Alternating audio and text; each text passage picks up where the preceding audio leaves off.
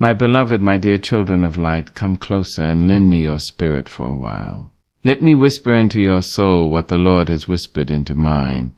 God in his infinite wisdom paints the heavens with colors so divine that our eyes can only marvel, our hearts can only bow.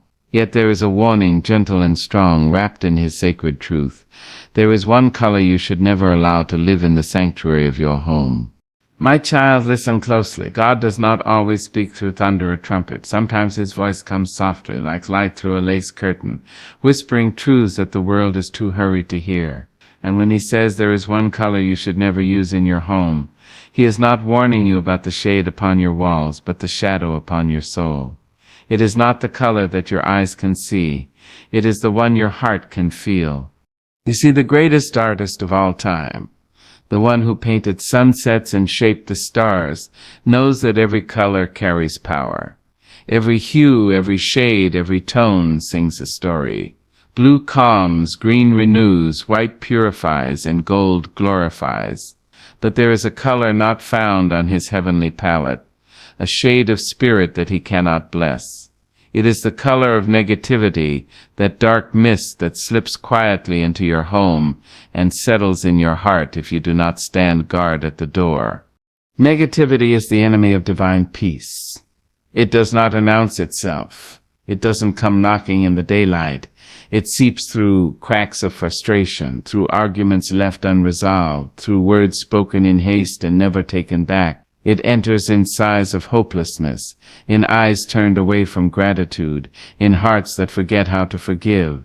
It begins small, a complaint here, a resentment there, until your home feels heavy, though nothing is visibly wrong. You wonder why the laughter has faded, why joy feels like a visitor instead of a resident. That, my dear, is the stain of negativity painting your spirit gray. God does not dwell where darkness reigns. His light will not rest in a house painted with bitterness and complaint. He will not sit at a table where envy is served, nor will he bless a room filled with murmuring and strife. The Lord is gentle but holy, mighty but pure, and when his spirit steps into a home, he looks for light, not perfection, not wealth, but light. He looks for gratitude hung on the walls like portraits, for peace spread out like fine linen, for love glowing softly like candlelight in every corner. But when he finds the heavy curtains of negativity drawn across the windows of your soul, he cannot enter, for darkness and light do not share the same dwelling. You may ask, but how can I see this color if it is not of this world? You will see it not with your eyes, but with your feelings. You will sense it when you rise in the morning and your spirit sighs before your lips speak. You will feel it when you dread the faces that should bring you joy, when you walk through your home and it feels cold even in the sun. Negativity lives in silence too loud and laughter too rare. It smells like old anger and sounds like unspoken pain. It hides behind pride and builds walls where bridges once stood. Oh, my child, when God says never to use that color, he is protecting your peace. He is guarding your joy. He knows that what you allow in your home, you allow in your heart. If you decorate your space with despair, you will breathe it in day after day until it becomes part of your being. And once darkness finds comfort in your home, it will whisper lies in your ear, that you are not enough, that your blessings are too small, that love has left you behind. But the devil is a painter of false pictures. He loves to mix lies with truth until you can no longer tell one from the other. He will convince you that bitterness is strength, that anger is protection, that isolation is peace. And all the while, he is repainting your soul in the color God despises most, the color that hides his light. You must take back your brush, my dear. You must decide each day what color will cover the walls of your life. Will it be the storm gray of worry or the sunrise gold of faith? Will you choose the crimson of love or the blackness of hate? The choice is yours, for God gave you free will, but he also gave you wisdom. And wisdom says, do not let darkness dwell where light was meant to live. You cannot stop the world from sending trouble to your door, but you can refuse to let it decorate your living room. You can open your mouth and speak light. You can fill your space with music that lifts the spirit, with laughter that heals, with words that water the soul. You can open your Bible, open your window, open your heart, and let the breath of God sweep out every shadow. Negativity cannot survive where gratitude sings. Fear cannot breathe where faith prays. Anger cannot bloom where forgiveness is planted. Every time you smile when the world expects you to frown, you are repainting your home with God's colors. Every time you choose to bless instead of curse, to hope instead of despair, you are pushing that forbidden color out of your house. So, child of light, take a moment today to look around. Not with your eyes, but with your spirit. Walk through your rooms and ask, what color have I invited here? If you feel peace, then praise God and keep the light burning. But if you feel heaviness, do not be afraid. Take your brush of prayer, your paint of praise, and begin again. Wash the walls of your heart with worship until every shadow fades. For your home, your true home, is not built of stone. It is built of spirit. And when your spirit is painted in the colors of heaven, every space you inhabit becomes holy ground. So let no darkness claim it. Let no bitterness stain it. Let no fear define it. Because God, the master artist, has already given you every shade of light you need. Do not use that one color He warned against, the one that blinds your soul and burdens your house. Instead, let your life be a living canvas of love. Let joy be your paint, kindness your brush, and faith your frame. Then when heaven looks down upon your home, the angels will smile and say, here lives a child of light, a house unpainted by darkness, a soul untouched by despair. And God in His glory will whisper, yes, this one remembers the lesson. They have chosen light over shadow, life over gloom, me over all. A home, my child, is more than a roof above your head and walls around your body. It is the resting place of your soul. It is the echo chamber of your prayers and the keeper of your tears. It is where your laughter learns to dance and your spirit learns to speak. A home is not just built with bricks, wood, or stone. It is woven with the threads of your heart. And the colors you pour into it, the energy you release within it, become its language, its fragrance, its song. When God looks at your home, He does not see your furniture or your decor. He does not marvel at your chandeliers or your rugs. He listens to the vibration in the air. He listens for the hum of peace, the tone of love, the rhythm of gratitude. He listens for the laughter of children and the prayers whispered in the night. And when He hears anger instead of peace, when He feels envy instead of love, His spirit grieves. For the home was meant to be a sanctuary, a little slice of heaven upon the earth. So when your spirit is heavy, your home will groan with you. When your soul is joyful, your home will sing beside you. Have you ever walked into a house and felt joy before a word was spoken? The light seemed softer, the air sweeter, the people at ease. That, my dear, is not by chance. That is the reflection of a spirit in harmony with God. The energy of that home flows from a heart that has chosen peace as its decorator. But there are homes where silence has grown bitter. You can feel it before your hand touches the door.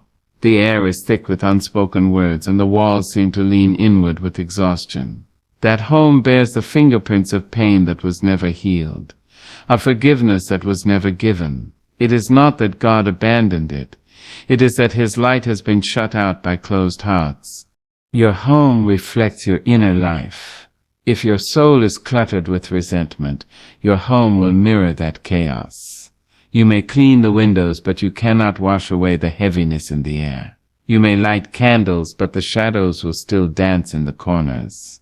If there is bitterness at your table, even the bread will taste of it. If there is love, even the simplest meal will feel like a feast.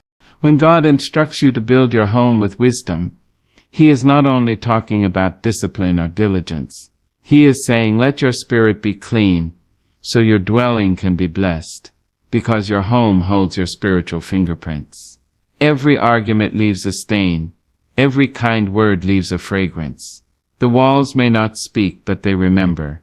They remember the prayers that healed, the tears that cleansed, the laughter that lifted.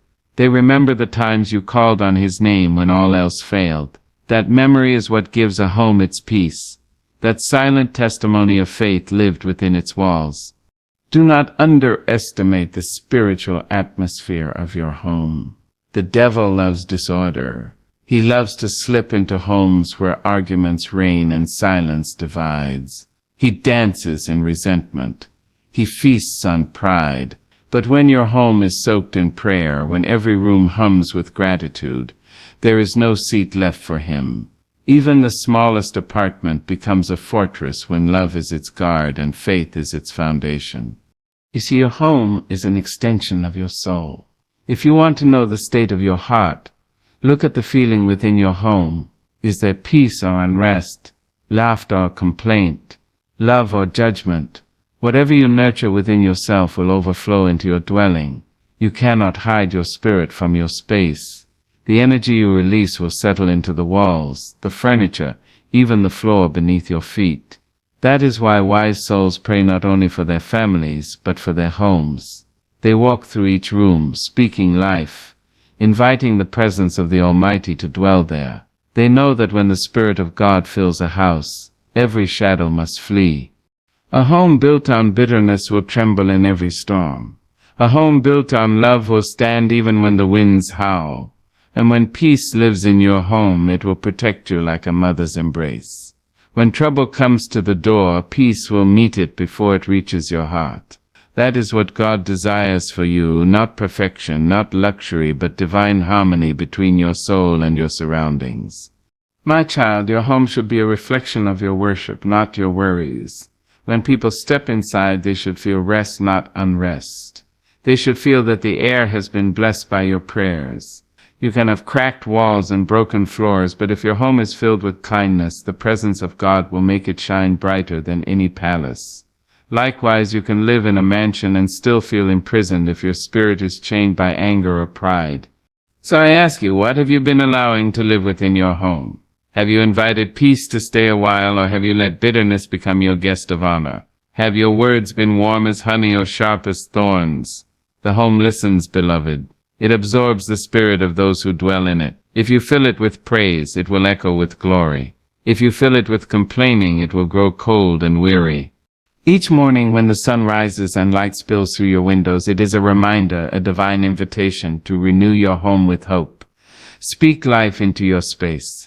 Thank God for another day of breath and belonging.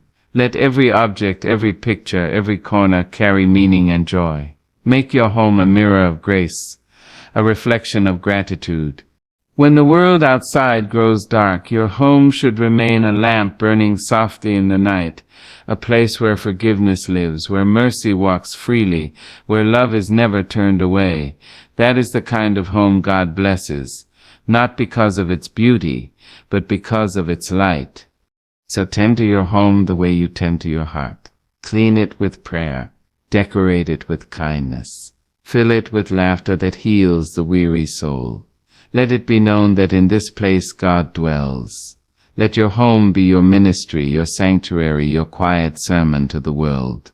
And when others step inside, may they whisper, there is something holy here, not because of what they see, but because of what they feel, the warmth of a spirit that walks with God. That, my beloved, is the true reflection of your soul. That is the song your home sings when peace is its color and love is its light. God's light, my dear, is a sacred flame. It is the warmth that wraps around you when the night is too long and the wind too wild. It is the soft glow that finds you even when you've lost yourself. It is holy, pure, and alive. But that light, that beautiful light of heaven, cannot rest where darkness chooses to reign. It will not stay in a place that honors pain more than peace, that lifts bitterness higher than love. For where there is constant darkness, the light of God finds no room to breathe. You see, the Lord is not afraid of darkness. No, He commands it. He spoke to the void and said, "Let there be light," and the universe obeyed.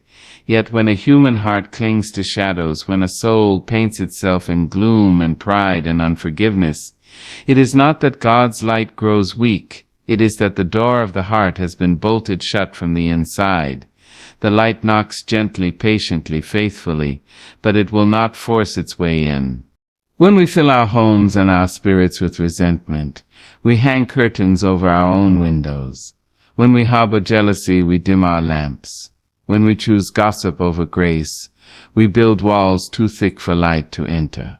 And still we wonder why the air feels heavy, why our dreams feel delayed, why blessings seem to pass by our door. The truth is simple but deep. God's light will not dwell where darkness is welcomed as a guest. Darkness doesn't always come roaring like thunder. It often tiptoes in quietly. It wears the disguise of anger that feels justified. It hides behind pride that calls itself strength. It whispers in wounded hearts, "Don't forgive, they don't deserve it." It makes a home in bitterness and calls it protection. But child, the light of God cannot share a house with the lies of the enemy. The two are opposites. Where one shines, the other flees. Where one enters, the other dies. I have seen homes that gleam like mirrors on the outside, grand, polished, impressive, yet inside they are dark as caves. And I have seen humble homes, small and weathered, that glow like lanterns in the night because love lives there. That glow, my dear, is not the work of expensive lamps or beautiful walls. It is the glow of God's light resting upon hearts that are open, kind, and humble. You can paint your home with the finest colors, fill it with gold and glass, but if envy sits at your table and strife sleeps in your bed, heaven will find no rest there. Do not misunderstand, beloved. God does not reject you for your pain. He does not turn away from your struggle. But when you invite bitterness to stay, when you feed it daily with your words and your thoughts, you are choosing darkness over light, and God, being light itself, cannot settle in a place that has chosen shadow as its master. When the Lord's Spirit enters a home, He brings clarity, joy, and peace. He brings forgiveness that tastes like freedom. But when He knocks and finds a heart closed with anger and pride, He steps back, not in punishment but in sorrow, because He knows light cannot rest on a surface that refuses to shine. Think of it this way. Light does not argue with darkness. It simply shines. But if you place a cloth over the lamp, the room remains dim, not because the light has died, but because something blocks it. That is how negativity works. It is the covering we pull over our own hearts. We say, "I am tired of forgiving. I am done with hope. I will never trust again." And with every declaration, another layer covers the lamp of the soul until we can no longer see God's light, though it burns as brightly as ever. You may say, "But I have faith. I pray every day." And I will tell you, prayer without peace is like a candle without a wick. It has the shape of holiness, but none of its fire. To truly invite God's light to rest in your home, you must clear out the corners where darkness hides, the grudges you nurse, the fears you entertain, the bitterness you justify. You must let the light expose every shadow, even the ones you've grown comfortable with. And oh, when you do, what beauty follows! The moment you forgive, the light grows stronger. The moment you bless instead of curse, the room brightens. The moment you choose compassion over complaint, the air feels lighter. The moment you say, "Lord, I surrender this pain to you," the very walls seem to sigh with relief.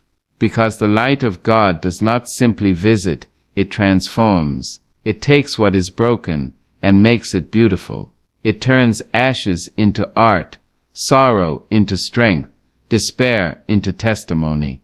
But remember this, you cannot carry light and darkness in the same vessel. You cannot speak peace with a tongue soaked in bitterness. You cannot sing praise with a heart full of envy.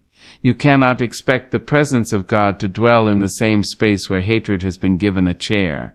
One must go for the other to stay. So if you feel that God's presence has grown distant, do not despair. He is not gone, only waiting for the invitation. Walk through your home, through your heart, and say, "Lord, remove every shadow that offends your light." And He will. He will lift the veil, sweep out the dust, and flood your spirit with radiance so pure that even your tears will sparkle with hope. When your home becomes a sanctuary of light, miracles happen quietly. Peace begins to linger longer. Laughter returns without reason. Love deepens its roots. And when others step inside, they will feel something sacred, not luxury, not perfection, but peace. The kind of peace that makes the weary feel rested, the lost feel found. That, my beloved, is the proof of God's light resting where darkness once lived. So let this be your prayer. Lord, let your light rest here. Let it fill every room, every corner, every heart. Let no darkness find comfort in my dwelling. Let my home be a place where heaven feels at home. For when the light of God rests upon your home, it will shine through every window, flow through every heart, and tell the world without a word, here lives peace, here lives love, here lives God. When God speaks of repainting your home, child, He is not talking about colors from a store or shades on a wall. He is talking about the hues of your heart, the atmosphere of your soul, the unseen palette that defines how you live, how you love, and how you heal. Life, my dear, will bring stains. Oh yes, it will. Pain will spill across your days like ink on silk. People will disappoint you. Storms will come without warning. And sometimes your spirit will feel splattered with the colors of sorrow and fear. But God, the master artist, never leaves his canvas unfinished. He whispers, repaint, my child. Begin again. You see, the Lord's command to repaint your home is an invitation to renewal. It is His way of saying, do not let yesterday's darkness decide tomorrow's light, for the enemy loves to keep you surrounded by shades of despair, to make you believe that what is broken can never be beautiful again. But heaven tells another story. Heaven says that even the most faded walls can shine again when they are washed in prayer, forgiveness, and faith. So take up your spiritual brush, beloved, and begin to repaint. If anger has become the color of your days, dip your brush into peace. Speak softly when your flesh wants to shout. Listen with grace when your heart wants to close. The shade of peace is not weak. No, it is strong enough to calm storms and quiet tempests. It is the color that makes demons tremble, because they cannot live where stillness and trust abide. If your home echoes with jealousy, pick up the color of gratitude. Be thankful for what you have, even if it seems small. Jealousy blinds you to blessings. Gratitude opens your eyes to abundance. Each thank you, Lord, is a stroke of new paint across the old walls of want. Gratitude turns an empty room into a garden. It fills the air with fragrance, even when no flowers are in sight. And if your spirit has grown heavy with sorrow, repaint those walls with worship. Worship doesn't erase the pain, but it transforms it. It teaches your tears to praise. It turns lament into melody. When you worship through your wounds, your sorrow becomes sacred, and God Himself leans in close. You begin to see that what broke you is also what built your strength. The brush of worship leaves behind a glow that no darkness can dull. Sometimes fear tries to settle in like dust on the furniture of your faith. It whispers that your prayers won't work, that your dreams are too late, that your past is too heavy. But child, fear is a liar dressed as a warning. Repaint it with faith. Faith says, I don't see the way, but I know the waymaker. Faith colors your heart with courage even when the canvas is blank. Faith is the color that makes the impossible possible, the unseen visible, the silent song sing again. And let us not forget the greatest brush of all, forgiveness. Forgiveness is not easy. It is not light. It is a holy work. It takes the trembling hand of one who has been wronged and teaches it to paint mercy where pain once lived. When you forgive, you repaint your walls in the color of freedom. You tear down old graffiti of bitterness and write in golden letters, love lives here. Forgiveness is not for them. It is for you. It cleans the air, clears the spirit, and invites God to dwell again where resentment once ruled. Every act of kindness, every word of blessing, every choice to love when it would be easier to hate, these are your brushstrokes. You are repainting not only your home but your history. You are declaring to heaven and to hell that your story will not end in shadow. You are proclaiming, this house, this heart, This life belongs to God and it will shine. Sometimes you may stand in a room of your life and see nothing but cracks and faded color.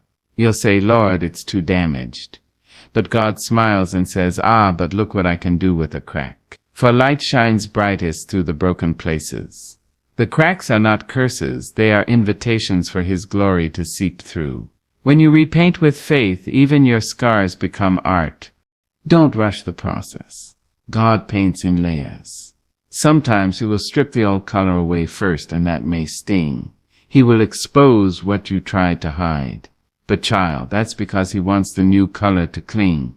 He wants your home, your spirit, to hold the blessing He's bringing. So if the season feels bare, don't despair. The artist is at work. He is preparing your canvas for glory. And while He paints, He must protect your palette. Don't let the world dip its brush into your heart. The world will try to paint you with cynicism, tell you that love is foolish, that hope is fragile. But you must remember, hope is heaven's color. It does not fade with the years or wash away with tears. Keep it near. Guard it like a precious jar of paint that never runs dry. When your home is repainted in the colors of God, it becomes a refuge. Even in chaos, peace will rest on your doorstep. Even in sorrow, joy will hum in your kitchen. Even in trials, strength will walk through your halls. People will enter and feel something they can't explain, a holy comfort, a divine warmth. They will say something here feels different, and you will smile because you know it is not the furniture, not the walls, not the light. It is the presence of God living where you invited Him to stay. So tonight, before you close your eyes, look around your heart. Ask, what colors have I allowed to live here? If you see anger, repaint it with peace. If you see envy, cover it with praise. If you see fear, paint over it with faith. Don't wait for the perfect moment. Start now. Each prayer, each kind act, each word of forgiveness is a stroke of divine color. One day, when you step back and look at the masterpiece God has made through your healing, you will weep not from sorrow but from awe. You will see that every dark corner has been turned to gold, every shadow has become light. Your home will shine like the sunrise, bright, warm, and alive. And heaven will look down and say, behold, my child has learned to paint with grace. So repaint, beloved. Repaint with courage. Repaint with joy. Repaint with love.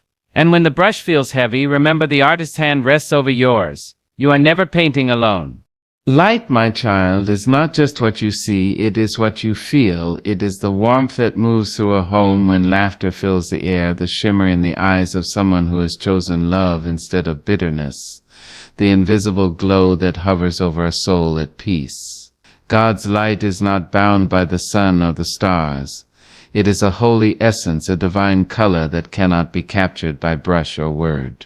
And when He says that light is the color of heaven, He means that every act of kindness, every whisper of forgiveness, every heartbeat of gratitude paints your life in His glory. Heaven does not sparkle because of gold or jewels. No, it shines because of the love that lives there. The very air of heaven is filled with light born of joy, mercy, and peace. And God, in His infinite mercy, wants that same light to dwell in your home, to fill your rooms, to touch every soul who walks through your door. For when you live in light, you become part of heaven's reflection on earth. But, oh beloved, light does not come by accident. It must be chosen, guarded, and tended like a sacred flame. The world will send winds to blow it out. The devil will send shadows to cover it. But those who walk with God know that light is their inheritance. It is their armor, their song, their calling. There are people who live in mansions yet dwell in darkness. Their walls are tall, their tables are full, but their hearts are hollow. There is no warmth in their laughter, no peace in their silence. And then there are those who live in small houses, their floors cracked, their furniture old. Yet when you enter, the light embraces you. You feel at home, safe, loved. Because light does not depend on wealth, it depends on worship. It does not require riches, it requires righteousness. Light is born when you choose love over anger. Light grows when you bless instead of curse. Light stays when you forgive instead of remember. Every time you speak peace where you could have spoken pain, heaven smiles. Every time you choose humility when pride knocks, you polish the mirror through which God's glory shines. Some people think that light is loud, that it shouts and sparkles and demands attention. But God's light often moves quietly. It settles in the soft places, in the patience of a mother, in the faith of an old man who still prays, in the smile of a child who trusts the world is good. Light doesn't have to prove itself, it simply is. It fills the room without force. It conquers darkness without violence. When you allow that light to live in your home, every burden feels lighter, every shadow shorter. Even your tears gleam with hope. It doesn't mean you will never face storms. It means your soul will still shine through them. The rain may fall, but your spirit will remain radiant because it draws from the eternal source. God Himself becomes your lamp. Do you remember how the Bible says, "Let your light so shine before men"? That is not a command to boast. It is an invitation to be, to live so honestly, so kindly, so faithfully, that people feel the light of heaven when they see you. It's not about spotlight. It's about soul light. It's about carrying the peace of God in your words, your walk, your home. Imagine a home where every wall is painted with love. Not the kind of love that flatters, but the kind that forgives again and again. Imagine a family who prays instead of argues, who praises instead of complains. Imagine rooms filled with laughter that heals instead of words that wound. That, my dear, is what a home painted in the color of heaven looks like. It is a living poem written by hands that trust the master painter. When you wake each morning, you have a choice to let light in or to close the blinds. You can begin your day with bitterness or with blessing. You can speak worry or you can speak faith. Whatever you choose becomes the color that fills your day. Light begins not in your walls but in your will. It begins when you say, "Lord, today I choose to walk in your light. Let me see through eyes of mercy, speak with lips of kindness, and live with a heart of grace." Do not be fooled, child. Light is powerful. It heals. It reveals. It transforms. It reaches into the corners of sorrow and paints them with peace.